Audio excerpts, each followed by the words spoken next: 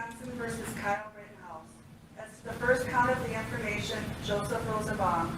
We, the jury, find the defendant Kyle H. Rittenhouse not guilty.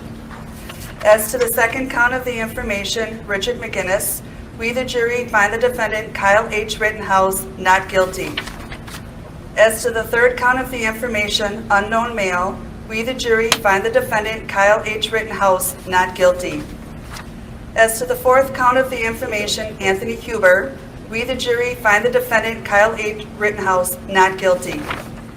As to the fifth count of the information, Gage Grosskreutz, we, the jury, find the defendant Kyle H. Rittenhouse not guilty. Not guilty on all? Members of the jury, are these your unanimous verdicts? Is there anyone who does not agree with the verdicts as read? Would you wish the jury polled? You see that? Wow. You see that? And, we started Wow. about 3 weeks ago. And I told you it could last 2 weeks and 2 days. This is 3 weeks. You were a wonderful jury to work with.